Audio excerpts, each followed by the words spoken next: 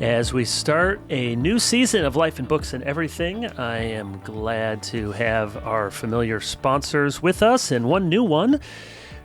First, want to mention Crossway, and grateful for their partnership from the very beginning. And want to mention today the ESV Daily Reading Bible. This Bible has a 1-year and 2-year weekday reading plan, so it leaves the weekends free for other study or for catching up on missed days. Each reading features brief introductions and notes. And you'll be going through 2 or 3 chapters of Scripture, reflection question. Pick up a copy of the ESV Daily Reading Bible wherever books are sold. You can sign up for a Crossway Plus account and receive 30% off. So here at the beginning of the year, encourage everyone to get into some kind of daily reading plan, and this is one option. Also grateful for Desiring God, the 37th annual Serious Joy Conference with Desiring God is on the way this February at the Bethlehem College and Seminary. I have been to, I don't know how many conferences, Bethlehem conferences over the years. I was a plenary speaker, I think back in 2023, did a talk there on male and female. He created them. Encourage you if you're in the area or it's worth making a trip out there. Yes, it is Minnesota in winter, but this is for people who are after serious joy. So join DG teachers Marshall Siegel, Greg Morse, Scott Hubbard as they lead breakout track called Spiritual Ministry in a Secular Age. You can find more at bcsmn.edu. Greetings and salutations. My name is Kevin DeYoung. I am the senior pastor at Christ Covenant Church in Matthews, North Carolina. And today, I am joined by 2 very special guests. I use the word special very deliberately. I am joined by Andre Levrone and his wife, Sydney McLaughlin Levrone, live as we record this from Southern California. Is that where you guys are at the moment? Correct. Welcome. Glad to have you here. Thank you so much for making the time to be here. We got in touch several months ago, had to get through the season, but really appreciate you making the time to chat for a bit. Thanks for having us. Thanks for having us, Kevin. First off, you know, as I'm recording this, I'm seeing all these headlines about fires. How far away is that? I hope it's far away from you. I mean, I hope it's far away from everybody, but what's going on and where are you at relative to the fires? We checked the map when we woke up this morning. My dad actually called us from the East Coast and he's like, wake up, are you sure you're okay? Because he's looking at the news. But Sydney and I checked the map. And Sydney, how far would you say Palisades? Yeah, probably like 35 minutes. Yeah. So we're south of those fires right now. So there's still a bit of distance between us and them, but they definitely are spreading throughout some of those mountain ranges close to Malibu and whatnot. So, well, anyone listening to this, say a prayer for all those affected and that they get those under control. Sounds like maybe one is, but 4 or 5 aren't. I want to start, Sydney, by asking you a question. So I assume most people listening to this or watching this know of Sydney's track feats, gold in the 2020 and 2024 Olympics and in the 2022 World Championships, broke the world record for the 400 hurdles 4 times in 13 months.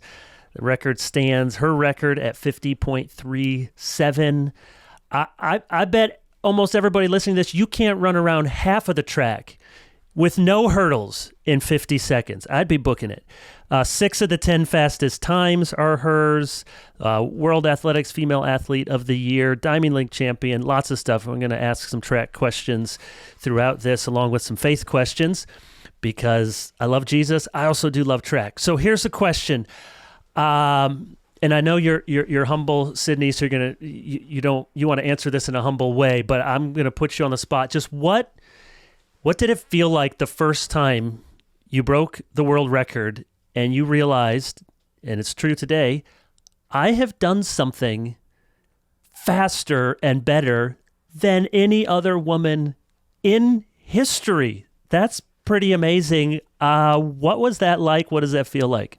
It was honestly just an unreal moment. You think about that your whole career is getting to a moment like that. There's obviously world championships, Olympic championships, and all of those things. But then the world record is always something that every athlete's like, that's the pinnacle that nobody's, reached before. And so crossing the line in Eugene in 2021, honestly, I think my face kind of said it all, was just like utter shock and disbelief, especially taking it under 52 seconds, just breaking that barrier. And we've continued to push the bounds of what's possible. It's an unreal feeling. I think, childhood Sydney was super excited to experience. Andre, how often do you say, hey, I'll race you to the fridge, I'll race you around the block? Do you do that? To the fridge and around the block, but in a formal setting, it's funny, both of us being high-level athletes, we never have officially raced. You've never raced? And it's gotten to a point now where, Kevin, I regret that I didn't do it earlier, because she's getting faster and I'm getting slower. So it's not going to happen at this point. So Andre played at UVA, wide receiver, 3 seasons in the NFL, including with our very own Carolina Panthers here in Charlotte. Did you live in Charlotte? Did you get it? I know it's kind of different when you're at different teams, but did you call this home for any time? So for the time I was in Charlotte, I was a practice squad guy for the Panthers that year, and it was only like half a year I was kind of there, so I got a little bit of a taste of it, but not fully. I enjoyed the city, though. It's like a suburban city, the southern city. I really enjoyed it. It was really nice.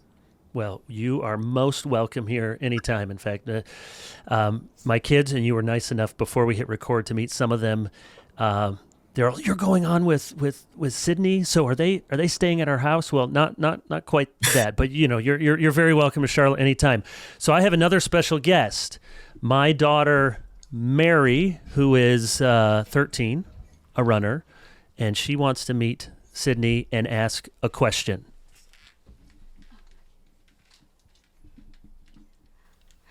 Hi, it's really nice to meet you. I'm a big fan. Nice to meet you. So my question is, who was the coolest person you met at the Olympics? Oh my goodness, that is such a tough question. Wow. Andre, can you even think of where we were? Person that you met at the Olympics. It's interesting. I mean, in the Olympic Village, you see so many people from so many countries. There were some other Christians who were just breaking out in song that we didn't know, and we may not know their name, but that was interesting and fun. That's and cool. But Sydney, yeah. Was there a person, Sydney, you can think of? I can't think of anyone off the top of my head. We were so focused, Mary. We weren't even looking around too much. I can tell you the coolest person I met was Sydney. Did you meet Simone? Biles? Yeah, actually, I think I met Simone Biles at the 2016 Olympics. Oh, that's cool. Yeah. I was in the elevator with a bunch of the gymnasts. I don't know that they remember who I was, but it was really cool to see them. That's really cool. Well, it's super nice to meet you. You too. Thank you for asking. All right. Thank you for that. Do you know, while we're on I'm sure you know Anna Cockrell. She got second in the race. Anna went to high school at Providence Day, which is just about 2 miles from where I'm standing right now. Wow. They're in the same conference with our little Covenant Day Christian school. We joined this, super kind of national level conference with our little Christian school. So that's awesome. It's sometimes awesome and it's sometimes embarrassing. But it's been really fun for our area, our conference. They had like an Anna Cockrell Day at Providence Day. How much do you interact with the other athletes? I mean, especially in your discipline, it's not just the Olympics. You do Diamond League or you do other circuits. Is it pretty much everyone stays to themselves, or is there a lot of mixing and getting to know each other? It's a good question. I definitely think at track meets is where people tend to see each other most and get to kind of converse, because we are just also spread out over, all the United States, whereas other countries, they kind of have big training groups that work together. The United States, everybody is kind of a bit more separated unless you're in a group with a bunch of other athletes. So yeah, I mean, there is, definitely some mixing and mingling, but for the most part, I would say our event, we don't tend to mix and mingle too much. It's because it's so competitive. But everyone's very cordial, very, very polite, but definitely always game face on when we're around each other. So with my last name, DeYoung, I'm, my family way back when it was from the Netherlands. So if the U.S., isn't in it, I do like the Dutch. And so I want you to win, but I like Femke Bol. Yeah, did you meet her? She looks tall. I guess all the Dutch people are. Yeah, honestly, I was a bit shocked the first time I met her. She was taller than I expected her to be. Because I thought I was pretty tall. I'm 5'9", and she's a bit taller than I am. So, but she's very sweet, very humble, very nice girl. So yeah, I completely respect you rooting for her when for the Dutch. Yeah. So for both of you, I'd love to hear, and we'll just start with you, Sydney. What's the life like as a professional athlete? And we'll get to the NFL. And Americans know a lot more about the NFL than they do about track. Now you're gonna change that, but but it's the case. They know a lot more about the NFL, and I'm curious how similar or different they are. But just start with you. What's it like? I mean, are you having to obviously be on very disciplined regimen with what you eat, what you sleep, your workouts? What is it like day in and day out, week after week, as a professional track athlete? It's definitely a very individualized sport compared to something like a football or a basketball. Most of your funding is going to come from your shoe sponsorship. So for me, that's New Balance. And, from there, it really is figuring out what your coaching is, what your therapy is. And for some people, they're, lucky that their coach is on a college campus. So a lot of those things may be provided, but most of the time you're kind of figuring those things out for yourself. And so definitely very regimented. Track is not as popular as a football or a basketball, so the funding is very different, and some of the opportunities are very different. So it really is, for a lot of people, just the love of the sport, I think, that keeps them doing it. A lot of people see just the Olympics every 4 years, but we have world championships, we have diamond leagues, now we have GST. So there are other races taking place every single year. And I do think track is on the rise, hopefully, and it will continue to be until the LA Olympics. So just excited to be a part of that. That's great. Andre, what's the grind like in football? I mean, all the way from, college is like a full-time job, except you didn't get paid for it back then. Now they do, into the NFL. And how does it compare? I feel like one untimely born, Kevin. I know, exactly. You're overdue for some NIL. No, I mean, football is obviously, like you mentioned, it's America's game now. And it's a team sport. So you have your facility, you have your coaching staff, many times overstaffed. Whereas Sydney's running a lean, mean machine. Track and field's almost like F1 racing. You got a pit crew and you got your driver, and that's her. With us, though, there's just so many bodies. There's a lot more camaraderie, I think you would say.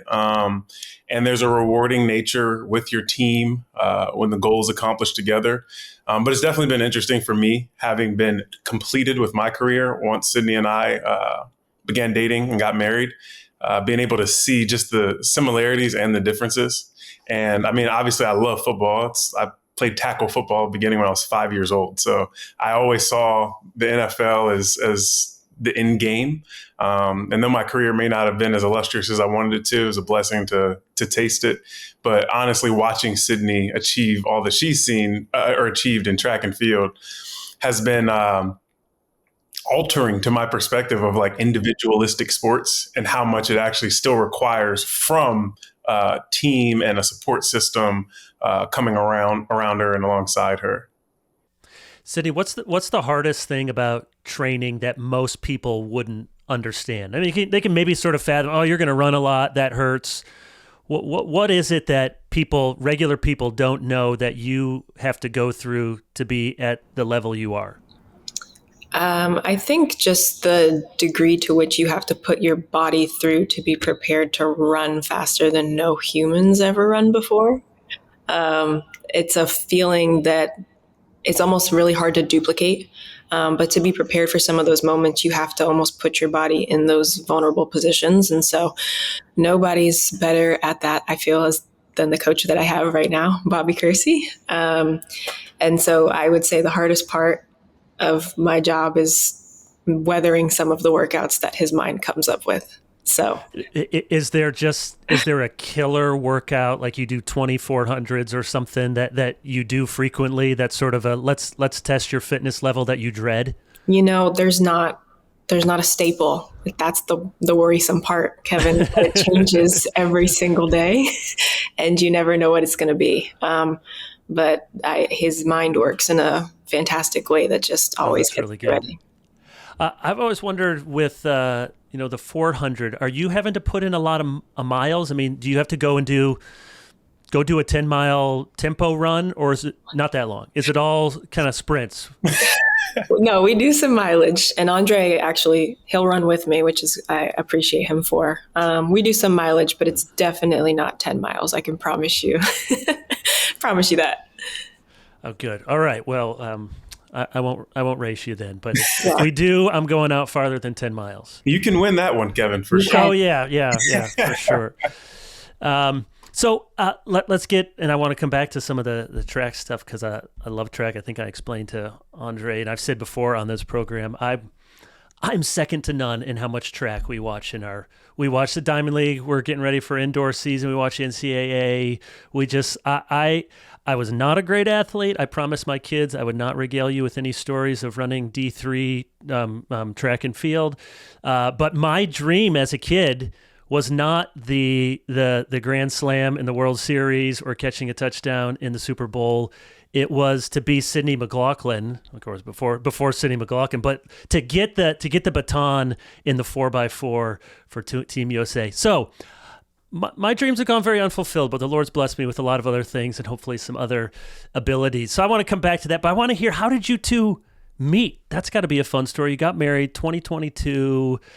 Andre, lead us off. How did you two meet? Yeah, social media.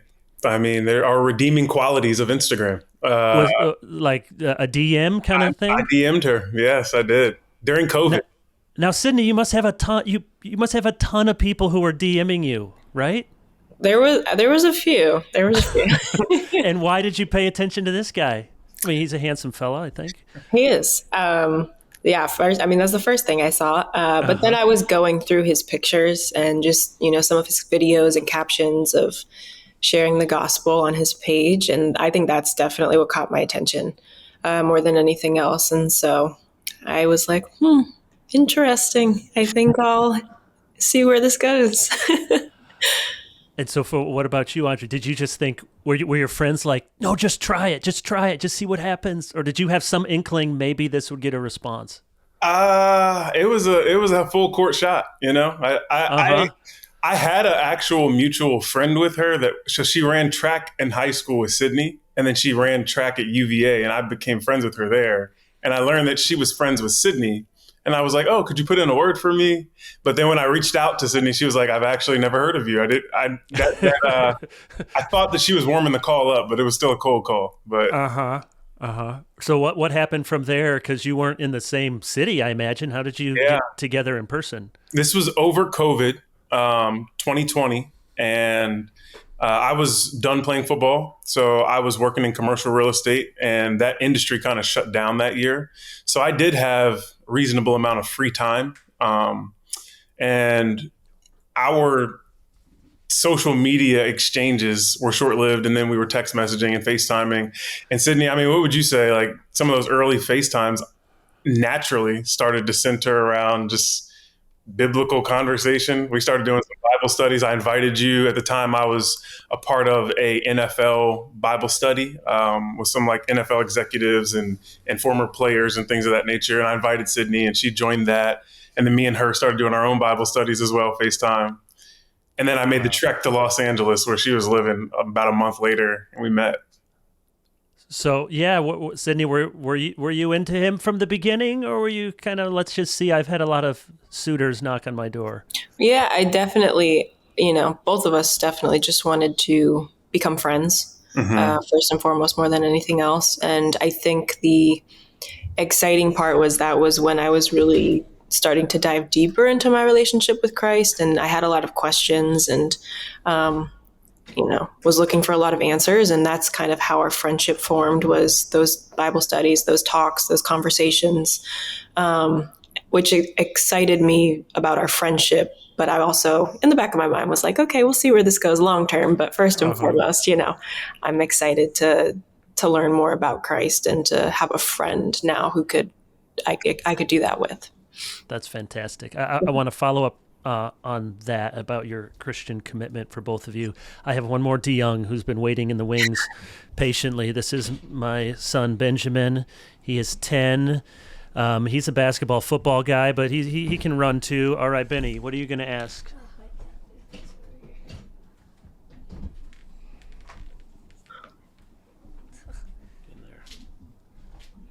I'm a huge fan. I love watching the Olympics, but I just want to ask, what's your favorite past Olympic memory? Just any Olympics. That's a great question. I think my favorite Olympic memory was after the 400 hurdle race, getting that lap around the track, the victory lap, and being able to see Andre, my parents, my trainers, friends, family. It was just like a full circle moment of all of us getting to celebrate together. That's all I want to ask. Thanks. Nice to meet you, Ben. Very kind of you to take some extra questions. We've run out of DeYoungs for the time being, but they're in various different places. My oldest son, he's had a longtime girlfriend. She's great, and she's at UVA. So we've become UVA fans. He makes the trek up there often. So Andre, talk about East Coast. Where did you grow up in Virginia, and how did you become a Christian? So I'm from Maryland. Maryland. What part? Laurel, Maryland. So right between. I got married in Laurel, Maryland. No, you didn't. We got married in Laurel. For real. Wow. Because nobody gets married in Laurel. Why did we do that? My wife's dad, he's now with the Lord, but he was a Navy chaplain. They lived in Annapolis. He was working at Bethesda. They went to a PCA church that met in a school cafeteria, so we didn't want to get married there. So we just looked for a church that we could marry. We got married in Laurel, Maryland, spent our first night of our honeymoon in the Inner Harbor in Baltimore. So give it up for Maryland. Yeah. That's amazing. Yeah, so I'm from Laurel, Maryland. Virginia came into my history just through college. But yeah, so I grew up in a Baptist church. My parents were members there and faithful members. My mom served with the children's ministry there. My dad was always a part of the security team at our church. And I, at a young age, came to a profession of faith, and I truly believe it was genuine around 10 or 11 years old. Was baptized, and I genuinely felt a love for God and a fear for God. My parents always would say, even at 6, 7 years old, at nighttime before I'd go to sleep, I'd ask questions like, is Jesus coming now? And just the nature of my anticipation for his appearance and his coming was real before I had any theological understanding at all. But definitely through my teen years, came to realize that sanctification is progressive. And had many challenges along the way, but always felt God's presence in the conviction of sin and his grace being dispensed to redirect me to his narrow path. So that would be my story. I think the last part of that I would share is in college, I suffered a serious injury, a fractured vertebrae in my back. From football? Yes. Yeah. And there were some doctors telling me, like, you probably won't play again. And I was a kid devoted to football. I mean, that's all I cared about. I knew my whole life, I'm going to the NFL. My parents always said I had a plan B, and I had maybe a plan D, but plan A, B, and C were all NFL. So that was really disheartening. But God's grace was immense and allowed me to heal. Many of the doctors said they wouldn't perform a surgery that would allow me to play again, but there was one who did. Shout out to Dr. Scheimer. Thank you. But when I woke up from my surgery, our team chaplain at UVA was the only one by my bedside. And he was there for couple of days, and we'd go through the scriptures. He'd come back to my apartment when I was still walking with a walker. And we spent a lot of time together. He encouraged me to start leading our team's Bible study. And the next year, it went from probably about 5 frequent comers to 15 to 20 frequent comers. There were a couple guys I was able to have an impact in discipling. And then after I left college, one of the young men there saw immense fruit and growth beyond that, to where like 30 guys were frequently coming. They were praying full team almost before and after every game. They were baptizing players on the team. So that was really the full circle of the journey of, wow, look what God can do. That's great. And now you're at Master's Seminary. Correct. So you're feeling a call to ministry. What are you thinking? The Lord knows the steps, but sure. What are your ambitions for ministry moving forward? Absolutely. Coming to seminary, very ambitious, thinking we want to plant a church back east where our families both are. And we have some friends who've thought about private schooling, Christian schooling as well. So just thinking about all of those things in conjunction. Don't know exactly how they will materialize. We'll still be here in LA for a few more years while I'm finishing seminary and Sydney's still competing. Convenient, the Olympics are there. I know, right? Yeah. But long term, our desire still is to move back east, along with family and friends there, and plant a church back east. My sister's a member at Mark Dever's church, Capitol Hill Baptist Church. So I know he has a lot of history and experience in helping raise up church planters, and being at John MacArthur's seminary, the Master's Seminary, with a lot of faithful professors there. I'm looking forward to whatever the Lord has in store and how I'm being trained along with my wife. Those are some really good places to get trained. In fact, I was just texting with Mark this morning. We talk often, and I said that we were doing this, so he said, please say hello to them. Yeah, CHBC. If you're a Baptist, now, you could be a Presbyterian, but that's fine. If you're a Baptist and you want to get trained for ministry, there's about no better place than you can go for one-on-one mentoring than to go with Mark in DC. So I know you guys were there visiting a couple of months ago. That's great. So Sydney, you're from New Jersey. What was your growing up like, and when did you become a Christian or get serious about following Christ? Yeah, growing up, I attended church every Sunday. I'm still one of 4 kids, but all of my siblings. I'm one of 4 too. Yeah. Oh, nice. What number are you? 2. Okay, I'm 3. All right, good. Nice. Yep. Middle child. Yep. My wife Tricia is the 3rd of 4, so she'll feel special. I love that. But we attended church every Sunday. That was a part of our life. Midweek services. Most of, I would say, my relationships for most of my childhood were in the church. But I just think there were pieces of the gospel that weren't that were kind of missing for me. I knew God was a judge. I knew that he did not like sin and all of these things. But I think there were certain parts of his grace and mercy of Christ's life and death that were still missing. And so for me, I kind of lived a lot of my life in just the fear of the Lord. And so I was always afraid of doing things wrong, of not being enough, of not being loved. And so I think that's why my identity was in track for most of my life growing up, because that's the one place I felt I was doing things right. And I got that value and validation. And it wasn't until COVID, actually, that I really felt like I was coming to the end of myself and trying to lead my own life. I knew at some point I wanted to give my life to the Lord, but because it felt more of restrictive than freedom in my understanding, I was like, I'm going to wait until, I've lived my life before I do that. But COVID was really when I came to the end of myself and just being in my thoughts, living alone. And God was kind to, I think, just remove a bunch of things from my life that were hindering me from coming to him. And so that was the time where I met Andre, actually, and had other people who were, kind of speaking into my life and showing me the gospel. And ever since 2020, almost 2021, the Lord has blessed me, and it's been honestly the best decision of my life, just being able to walk with him for these past few years, and very grateful for how he's transformed my life, both on and off the track. That's fantastic. I know in your book, you talk some about just, I don't know if you use the word anxiety, but just identity and fear. And, any really high level performer probably has to wrestle with that. But in particular, track. I mean, you get out there, there's nowhere to hide.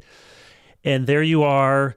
And you just, you don't always know how you're going to feel. Sometimes you feel great and sometimes you don't. And there it is. And with the Olympics, especially, you said there's a ton of other races, but as far as Americans are concerned, it's like, okay, every 4 years we'll really pay attention and let's see if your life has been worth it for 4 years, which is not a healthy way to live. So just say more about how that transformed. And I imagine you got to, without talking bad of anyone else on the circuit, this has got to be something that you just see a lot of other athletes, Sydney, just wrestle with. What is their real worth and value? And just talk more about how transformative this has been for you.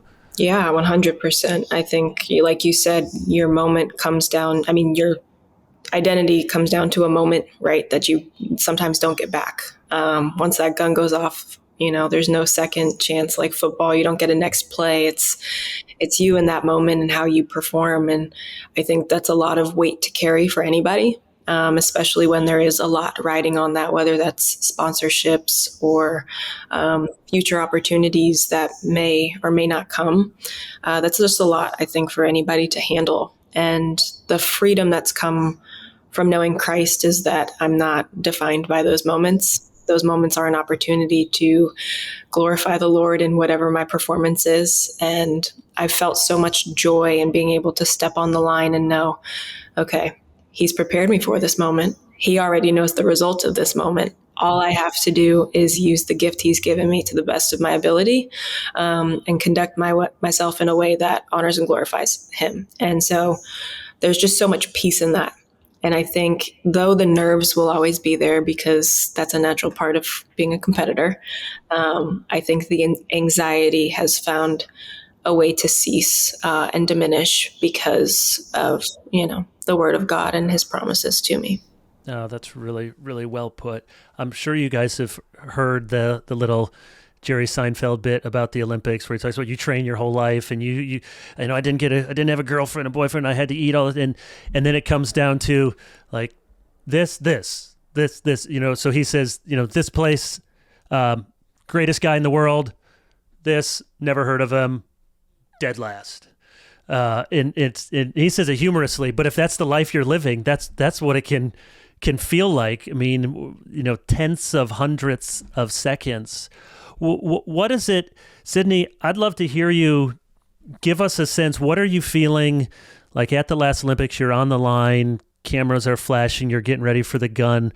What are you feeling at that moment? And then as you go around for those 50 seconds, and we're all, it's going to be under 50 seconds, but for those 50 seconds, halfway through, do you feel like this is going really well, or you're just figuring your steps? What are those 51 seconds like? Yeah. It's really just like kind of locked in the zone. I think for that race specifically, my coach and we've practiced, kind of what we're trying to execute before. And he just was like, this is no different than being at UCLA's track on a Tuesday.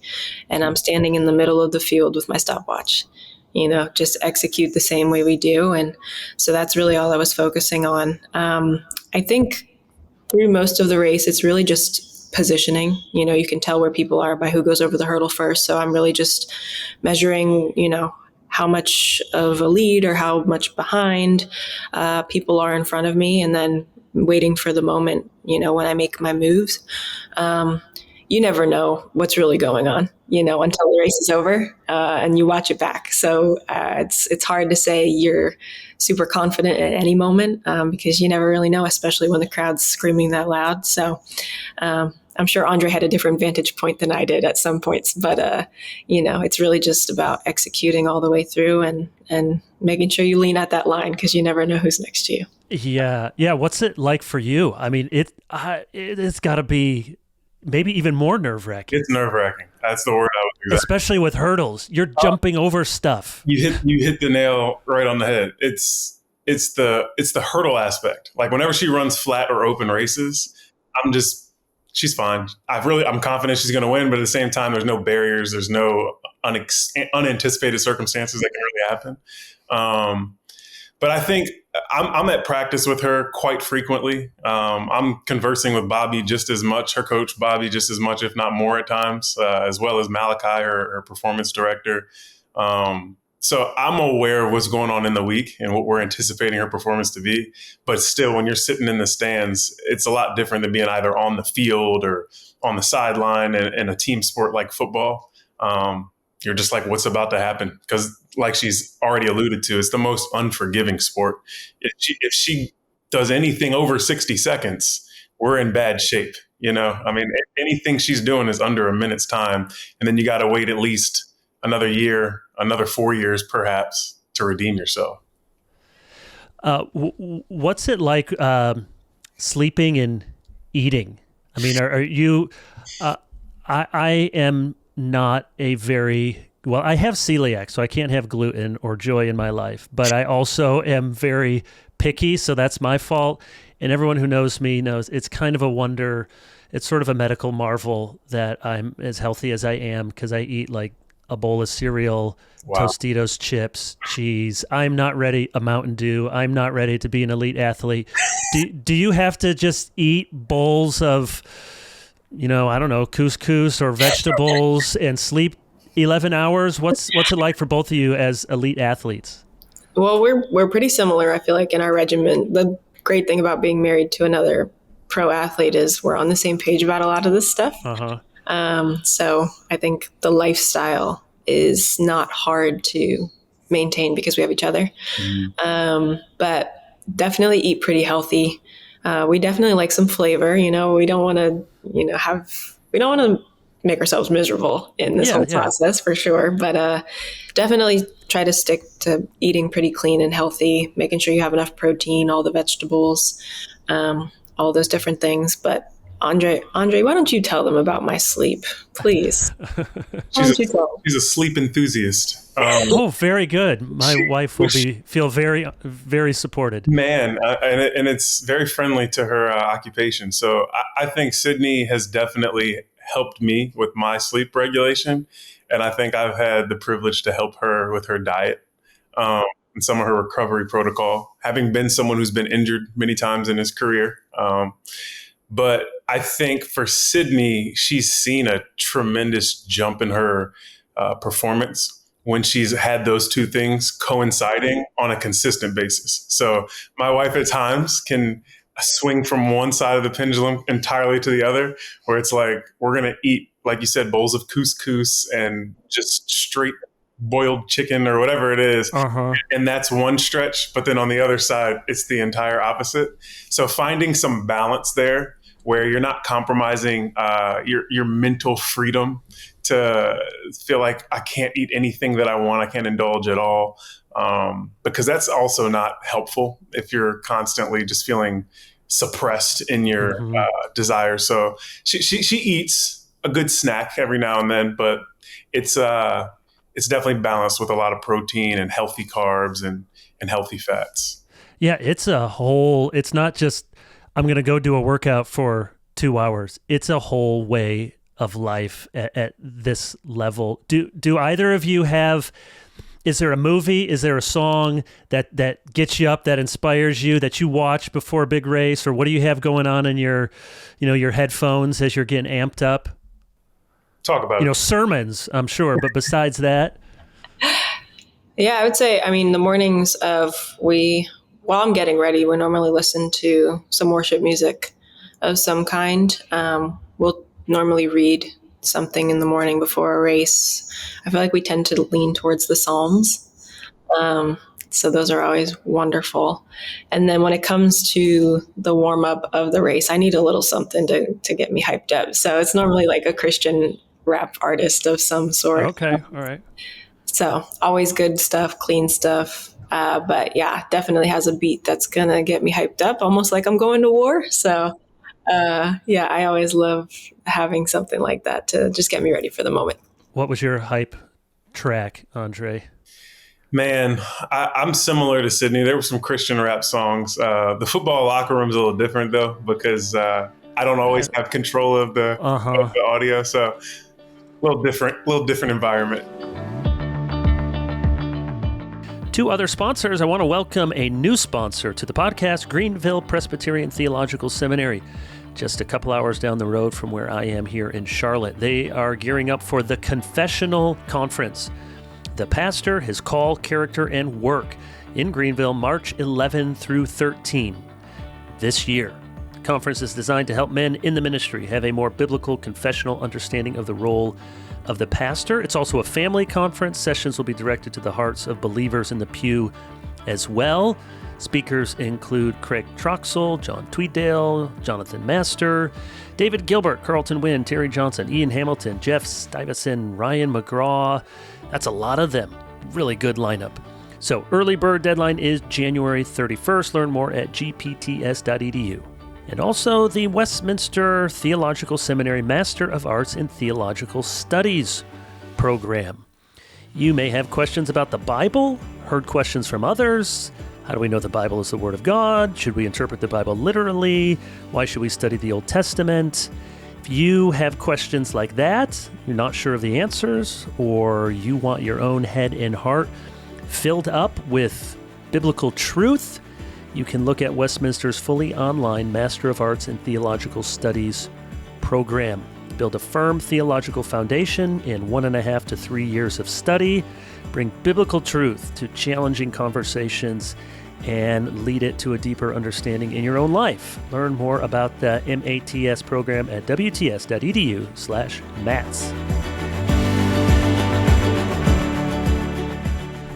So what is it like?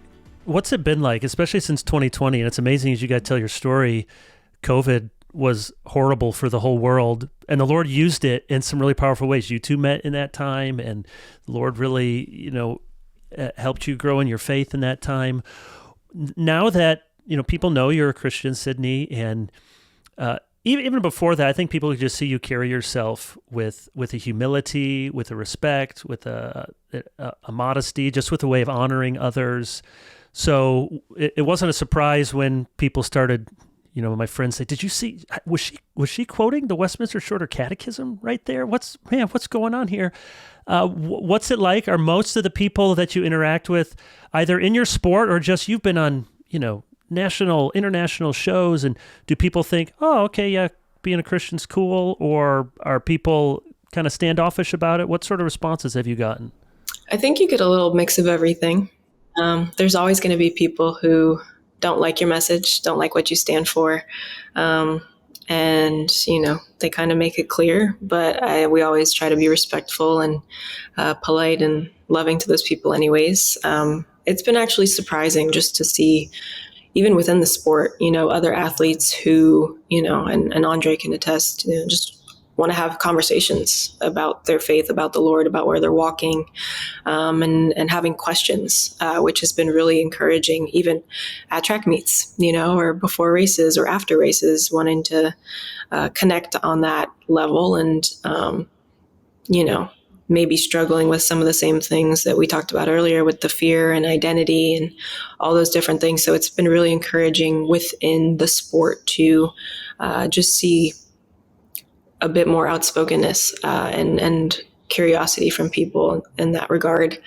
And then I think, when it comes to media and some of the opportunities we're, faced with, there's times where we have to say no, just based upon, what we believe and who it is we represent. And I think we try to carry ourselves in a way that's humble, honest, truthful to the Word of God, but at the same time, we understand what people, may be thinking in certain moments, and we try to share through our testimonies in the Lord in a way that, people can see that we've been where they are, we've been in their shoes, we understand, but at the same time, this is what we believe, and we're holding firm to that, and we pray they can come to see the same thing, but at the same time, we're not going to compromise what it is we believe. Yeah, That's wonderful. And a lot of us are praying for you to keep doing that. It's been so encouraging. I wonder, Andre, what's it like?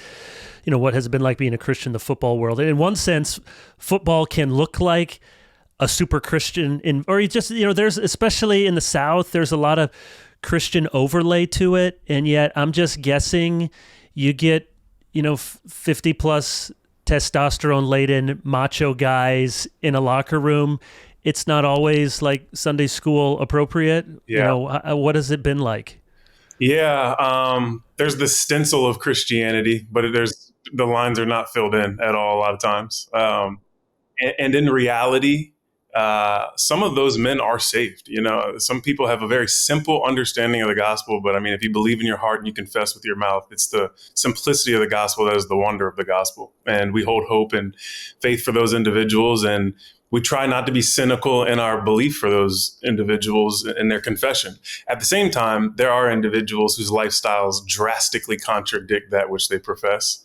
And that's disheartening when you're that close to those individuals as teammates. I think football locker rooms are amazing places, especially in this Western world that's so divisive, to see people come together for a common goal.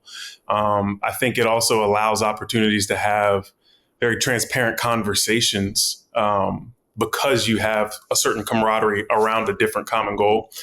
So I had a lot of opportunities, as I even mentioned, at University of Virginia. And then even as an undrafted guy in the NFL, through the way that I work heartily for the Lord, people seeing that he's a hard worker, stars who are making $20, $30 million a year are willing to listen to me, about other matters. So I think for somebody who might be in a common workplace or in an athletic environment as a teenager or in ministry, regardless of what it is, how you conduct yourself, the integrity you walk with, working hard actually does make a difference optically in how you represent Christ and whether your words will be heard and received. So that's something I would say while I was playing football, contrary to Sydney's experience at the mountaintop and as the preeminent figure in her sport, I was the opposite in the professional world of football, but seeing how the gospel can go forth all the same with great fruitfulness if you trust in what the word says. That's right.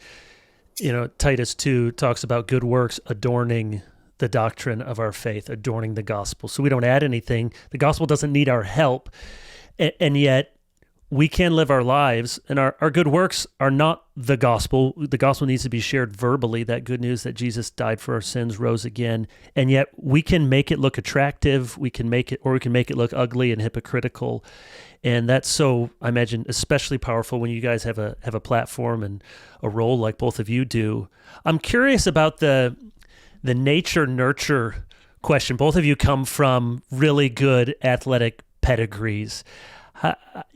How far could a normal 25-year-old with the best diet and sleep and Bobby Kersey coaching and how much is just, you just don't have it? For both of you. We'll start with you, Sydney.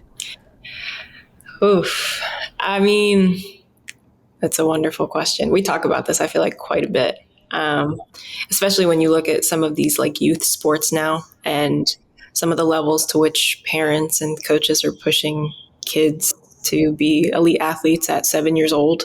I think there's a healthy level of letting yourself develop naturally, right? Letting your body grow into itself and seeing what your natural strengths are. Obviously, there's certain ways to nurture that along the way. I think from a very early age, my parents had us eating pretty healthy.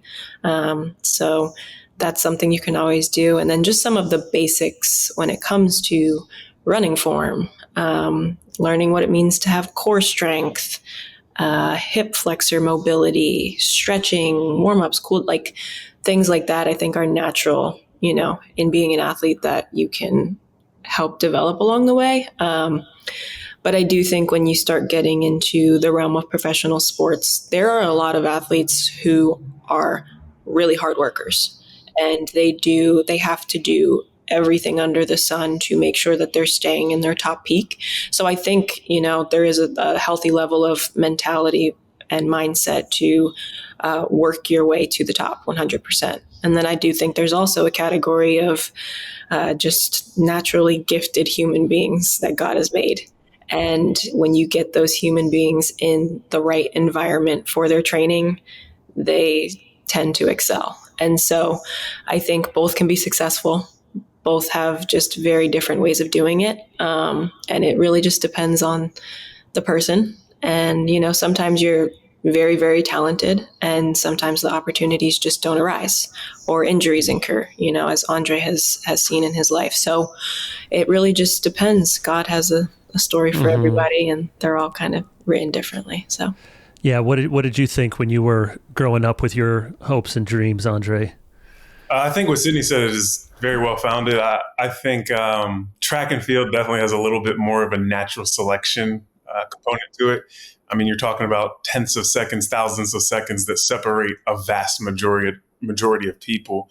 I think football, even basketball, some of these more skill-based sports, you have tremendous athletes who transcend the nature of the sport. I hear stories from some former teammates of mine who played with Adrian Peterson a while ago with like the Minnesota Vikings. And even at that level, at times the quarterback would have to whisper like what his job was, but he was just that gifted where it's like put him on the field and they'll figure it out. But those individuals are far and few between. So I think there's a lot more athletes in a lot of the high level sports, football, basketball, baseball, whatever it may be, who just put their entire life behind training and the discipline of diet and sleep, all of these other factors and components. You think of the Kobe Bryant story, who would say he'd wake up at 4 a.m. and by the time it was noon, he'd got 2 or 3 workouts in, whereas somebody else already had one. It's tough to compete with a guy or a girl who's putting that much more work in, and the compounding interest just starts to show. So, I mean, anyone who's listening who has a child, have them work hard, build out the framework, do your best to surround them with wise minds and experienced minds. And the old adage of let go and let God is one thing, but I like to think of it more as trust God and get to work. Trust that God has gifted you with a certain skill set, and it's now time for you to get to work and see what comes of it. Yeah, and we like sports in our family. I think sports can do a lot of good for people, and I love what you said there, both of you.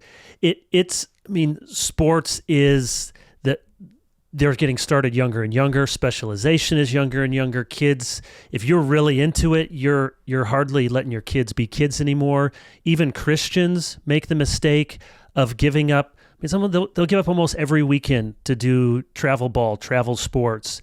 And it's a fine line between wanting to tell your kids, I love it, be passionate, be the best you can be. And there's also the reality, hardly any of our kids or any of the people around are going to have the natural God-given ability to play, at a D1 level, let alone professional, let alone Olympics, let alone the best there ever was. So, Kevin, quick testimony to what you just said. In my youth, I played baseball as well, and there was a year that I made the travel team, and the previous year I hadn't made it, and my dad and I were so excited, and we came home and got the travel schedule, and I remember distinctly my mom saying, what's this, all these tournaments on Sundays? Yeah. And there was a familial decision. And that's the beauty of the household is even in my dad's faithfulness, he was excited for something his son had accomplished. And my mom had to kind of bring to our attention just the detriment it would have to the family unit if on Sundays we couldn't be together for that stretch of time. I mean, if there's a Sunday here or there, that may be one thing, but for that stretch of time specifically, and it redirected me, but I was still successful in another path. So just follow God's course there. You still see fruit in another way. Sydney, I know you might not want to answer this because you want to be humble, but I'm going to ask it. When did you know I'm not just good, I may be amazing? Because there's good. I see athletes like they're winning stuff. They're good. They might win their school. They might win their, and then there's, did somebody say you could be the best there ever was? I would probably say high school. I remember even just my freshman year getting into some of these races against like seniors and being absolutely terrified, and just seeing some of the results. I would say my high school coach was one of the first people besides my parents to just kind of pull me aside and say, I think you could be the best ever in the 400 hurdles and possibly the 400. And I remember being like, yeah, right. Okay. Sounds good. And it was that year that I made the Olympic team at 16. And youngest to make the Olympic track team since 1980. There you go. You know the stats. Amazing. I'll do my research here. So keep going. Yeah, you're thinking. Yeah. And so, did that motivate you, or did it just make you feel, wow, that's really cool, and that's a lot of pressure? Honestly, when I made the team, I was absolutely terrified. As a competitor, I was going to run the race to the best of my ability at trials, of course, and always compete to win. But I think once it really hit me that I had made the team, I was like, oh gosh, what have I done? Like this, I'm not ready for this moment. I'm not prepared for this. And I remember being one of like 5 or 6 high schoolers that was trying to make the team in different events. And I was the only one of us who made it. And I think it just was a clarifying moment of, okay, I guess you are, where you're supposed to be. You may not be as prepared as you want to be for it, but God clearly has you here for a reason. And I think ever since then, I know I've been professional with New Balance now for about 6 years, but I would say as a pro on this level of running, it's been since the 2016 Olympics. I think I mentioned this to Andre when we were emailing, maybe even sent this picture. I don't know if you can see this. Yes, he showed me. Yeah. So I took my, that was not the finals. That was because you were in lane 8. You wouldn't That be was in the lane. first round. That was the first round. Yep. Mm-hmm. And we were in the front row. It was my oldest son's. It was kind of his graduation present. He was really into track, and so was my next son. So we graduated from high school. So we went out to Eugene. Just it was so fun. And what I tell people is, I'd never been to Oregon and Eugene. It really is, especially if you love track. It was just great. And what was so different about it is we'd get up, we stayed at a hotel right there next to what's the famous pizza place that has like Pre and all of the faces on the... Oh, yes. Tracktown Pizza. Yeah, really, really good. They even had good gluten-free. So we'd get up in the morning and we'd go run. It's like, you're just, I don't think we saw you, but we're just seeing people out in the trails from other teams. I tell people it's like if you went to the NBA All-Star game and you went to the park and LeBron is just warming up there in the park with everyone. So it's a little different with right. Track. Not everyone has an entourage. It's like, oh, I can just walk through and see all these track people. But it was so fun. Was that, I mean, do you love Eugene? Is that what's been one of your favorite places? Where do you love to race? I mean, the track at Eugene is absolutely beautiful. One of the most beautiful tracks they've made in all of the world. I think we go to Eugene so often now. We've gotten used to it. We know everything about it. But I think one of my favorite places that we have been to race, oh my goodness, I think the Tokyo Stadium is unreal. That's where World Championships is this year. You'll finally get somebody to be in it. Exactly. Hopefully Andre is in the stands, you know what I mean? So excited for that. But it's a beautiful stadium. Everything in Tokyo, they just do so pristine, so clean, so well done. And yeah, I would say that I was sad in 2020 when nobody could be there. So I'm excited to get a chance to redeem that this year. That's great. I know you guys got a hard cutoff in just a few minutes, just a couple more questions. Maybe it's all secretive, so not asking you to have breaking news here, but what are your plans? What are you hoping to run in the outdoor season and getting ready for World Championships and hopefully LA? Yeah. I think we're gonna, we like to do a little bit of everything. I think over the past few years, one thing that I've really started to love is showing my range. From the 400 hurdles to the 400 to the 200 to the 100 hurdles. I really love showing the diversity of what we're capable of doing. And I think, we'll have some opportunities to continue that this year. I don't know that I can fully divulge what we're going to focus on for the championships. You got to keep it a secret. That, and also things change with us so frequently. I think people learn by now that with Bobby Kersey, anything is possible. So, we like to just take it one moment at a time and see kind of where the season leads us. Yeah, if you line up for the 100 hurdles, though, that's going to give your poor husband a real heart attack. Oh, yeah. Does that one make you more nervous? Huh? Does the 100 hurdles make you more nervous than the 400 hurdles? Anything with hurdles just makes me a bit nervous. Why not go out and do the steeplechase? Just lengthen it out a little bit. I do one lap. Multiple sounds kind of crazy. Yeah. He wants her to do the 800. He wants her to do the 8. I've always heard this, or at least it sounds reasonable to me. I did almost every event in track, which is not because I was good, it's because everyone was like, well, that wasn't so good. Why don't you try this next one? So I've done everything. I think the 400 hurdles and the 800 are the hardest. Mm-hmm. What would you say? I've never competitively ran an 800 to give you a definitive answer. I would almost say that probably the 800, only because the hurdles do kind of give you some sort of a distraction from the fact that you're running. And because you're on a certain stride pattern, you kind of know what you're getting yourself into. Whereas the 800 just sounds like a very long sprint. It is. Yes. And just everyone's got a great kick and you're just sort of gutting it out. All right. Last question for each of you. Andre, if somebody's listening to this, they've heard of you guys, and so they tuned in, and maybe they're just young Christians, or maybe they're just thinking about Jesus for the first time. Great advice is to find a really good church that preaches the Bible, read the Bible.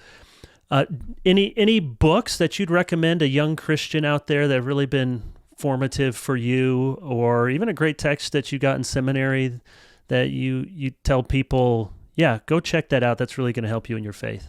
Yeah. Those who are Christ curious, who perhaps are listening in, I think What is the Gospel by Greg Gilbert. It's a phenomenal, clarifying book. Very good.